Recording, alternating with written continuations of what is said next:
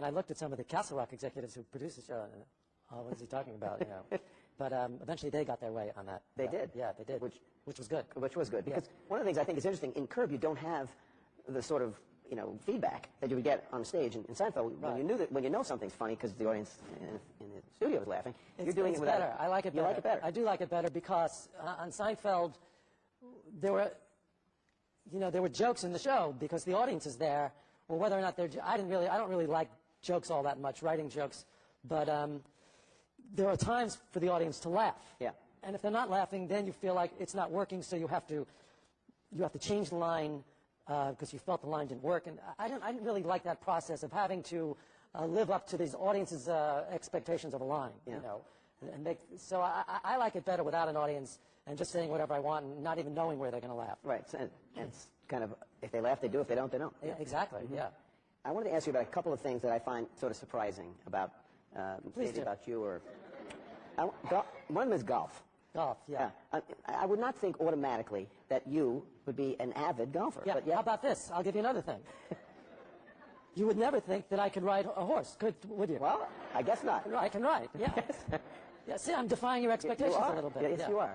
But how did you get into golf? Because I went to this camp when I was 14 and 15 that had a 9-hole golf course at the camp and had riding stables. Both. Yeah. So it was an activity that we had to do in the camp, was to play golf, and the game has tortured me ever since. Because I never really was good at it, but there's something very addictive about it that I can't break. And you've really managed to mine it, because I play a little bad golf, but I mean, if you do play golf, you know, if someone has a good club, you know. Right. Well, it's my passion, and I don't know, you know, I got to have some hobby, otherwise I'd be abnormal. Is that why Kramer was a golfer, because of your interest in golf? You worked that into Kramer? Well, another one is, are you a fan of Gilbert and Sullivan? I love that movie.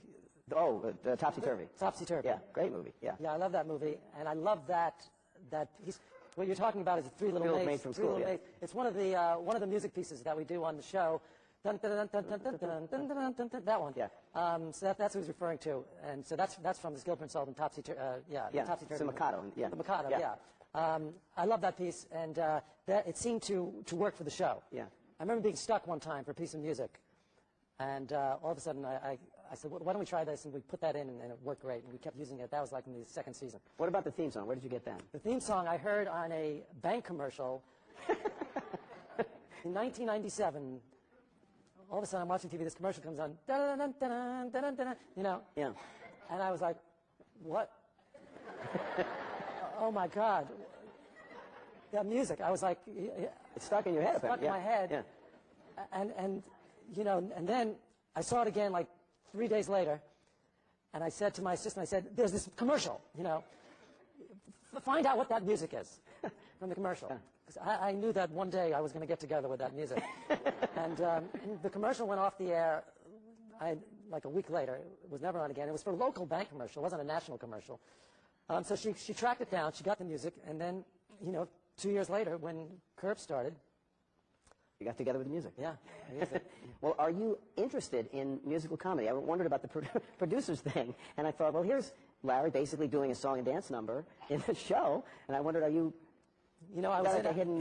No, in the 5th grade, I did a little thing where I sang, and I haven't done it since. And then I went to see the producers around the time I was starting to write that season. And I'm kind of watching the play, and all of a sudden, I'm thinking, boy, that kind of looks like fun, you know? And that's what's so great about what I'm doing, because I could actually take something that looks like fun and make it fun. Like, you know, George working for the Yankees, for me, would be fun, because I was a big Yankee fan. And so that's how I got that idea. But that was so hard to pull off. I had the assistant choreographer came to my basement to do the dancing, to do the choreographed dance. That is the hardest thing I've ever done in my life. You know, I'm telling you this. With the hat and the cane. I didn't know what the hell I was doing. It was so hard. And they came 5 times. I really worked on it. And I had voice lessons, you know, so I really got into it. But that was, I'd say, out of everything, of all 5 seasons of the show, that last episode of the producers, that was the most fun that I've had on the show. Really? Being backstage with the cast. Real cast, yeah. The real cast, backstage in that theater, and they're all going through their vocal, limbering up and doing the vocal exercise. Look at them, what the hell are they doing? So that was the most fun that I had until tonight. Oh, good. Now I have to ask you one question for my wife, because she asked me to answer your question. She's out there This somewhere. better be a good question. I'm going to insult her. Oh, okay. She wants to know, well, my real-life wife wants to know if your real-life wife is as patient with you as your television wife. God, no. I wish. I wish. Yeah. No, I am married to a Jewish woman. Oh. I don't know if you're aware of this or not. They are not known for their patience.